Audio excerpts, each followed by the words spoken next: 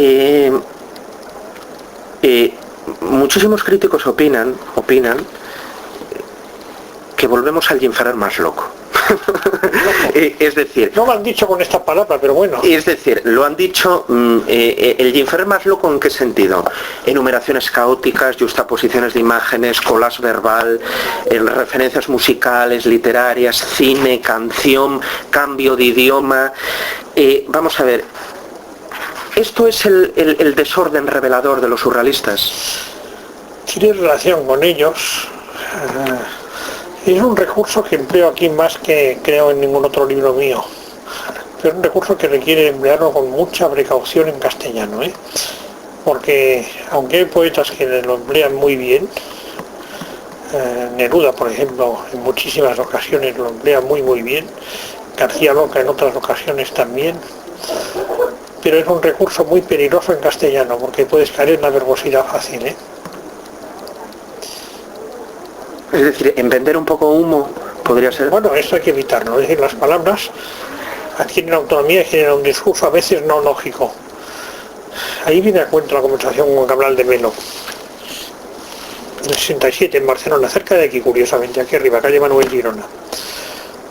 ¿Sabes quién era Cabral de Melo? Sí. Y estábamos sentados, era un hombre en aquel momento un poco viejo, enfermo y un poco desencantado, pero seguía siendo un poeta muy bueno, y aún vivió bastantes años.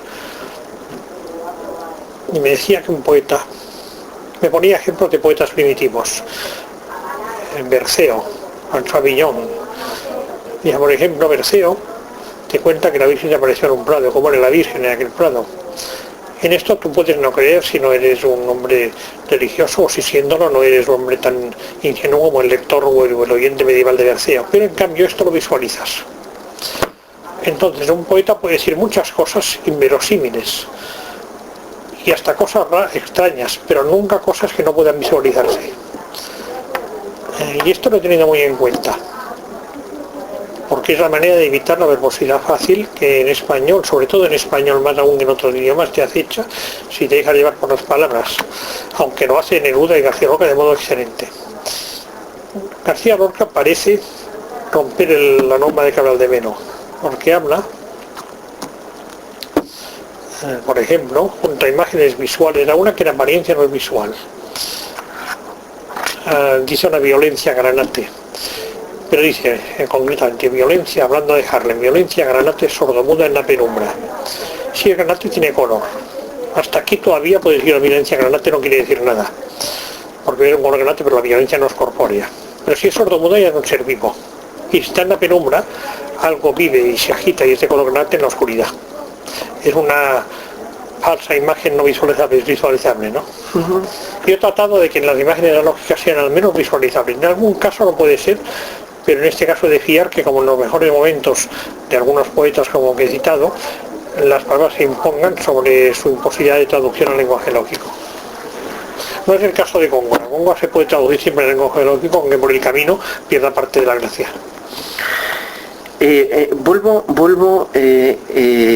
Vuelvo con la concepción surrealista de escribir la vida, la máquina como la literatura como una máquina de escribir la vida, triturar los textos, restituir en el arte la pátina temblorosa del mundo, ¿no? Vuelvo un poco con esto de la conciencia liberada, ¿no? Liberar la conciencia sin tener en cuenta el absurdo, sin tener en cuenta ningún tipo de inconveniente.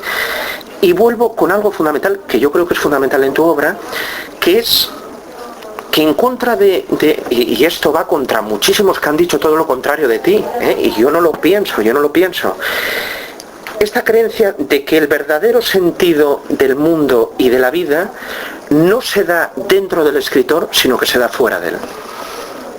Bueno, pero ¿me estás haciendo una pregunta o haciendo una descripción? Una pregunta si esto para ti es así o no es así, porque con todo tu vastísimo mundo interior, con todo el laberinto que supone entrar en tu mundo afectivo, con todo tal, alguien pensaría que lo que pasa afuera es lo menos importante, y a lo mejor es lo más importante. Bueno, lo que pasa afuera también pasa adentro, no lo olvidemos, y lo que pasa afuera pasa adentro también. Salvo que quieras decir que pasa un tren, pero si quieres decir que se trata de hechos del mundo externo, estos hechos tienen su traducción dentro de uno. Pero espera, a ti te ha importado siempre muchísimo la vida, ¿o no?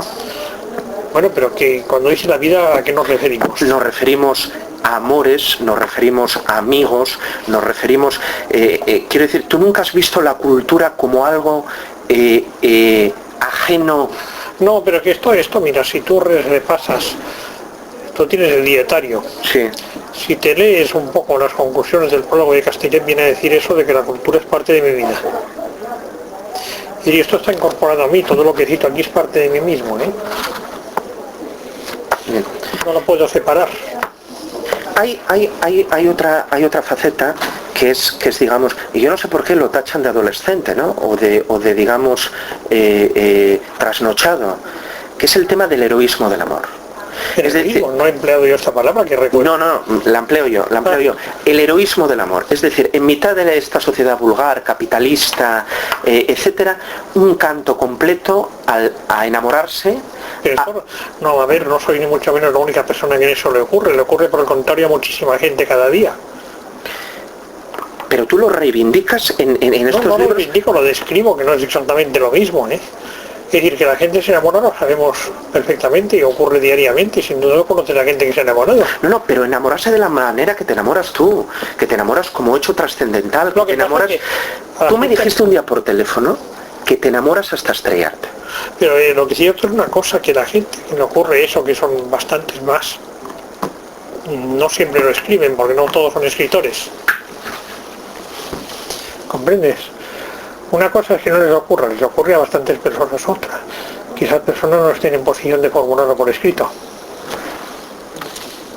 Pero que les ocurre a mucha gente, está fuera de duda, y sin duda tú conoces casos. Y yo también. Lo que pasa es que no todos lo escriben, porque no todos son escritores. Pero digamos, tú nunca has pensado en el amor como un sentido banal, como una banalidad. A ver, si por eso entienden el sexo, sí, pero estamos hablando de otra cosa, me parece. Y aún así, un amigo mío, al que no nombraré porque era un personaje conocido, por un episodio puramente sexual murió. Porque no tomó ciertas precauciones que su salud le aconsejaba, y murió por un episodio puramente sexual, no amoroso, ¿eh? Es decir, la gente hace muchas cosas. Incluso llega a poner en peligro su vida. Y otro, a quien conocía, a quien sí puedo nombrar, murió por amor. Era un personaje interesante, Darío Carmona, un malagueño. Era hermano de un amigo de Cernuda de juventud. Se exilió, estuvo en Cuba, en el Chile de Allende, luego volvió a Barcelona y acabó en Ecuador. Él vivía en una ciudad de Ecuador no muy alta y se enamoró de una mujer que vivía en una ciudad de Ecuador de gran altura. Si conoces Ecuador, cosa que no me ocurre, situarás Quito y Guayaquil, cada uno en su altura correspondiente. Y el médico le aconsejó que procurara no ir a la ciudad alta, fue porque ahí estaba la mujer y se murió. Y era un hombre que había hecho la guerra española, la revolución cubana, la revolución chilena de Allende, o sea, había corrido el riesgo de su vida. Y no se murió en ninguna de estas cosas, se murió por ir a ver a una mujer a una ciudad de Ecuador muy elevada, el médico le prohibió ir.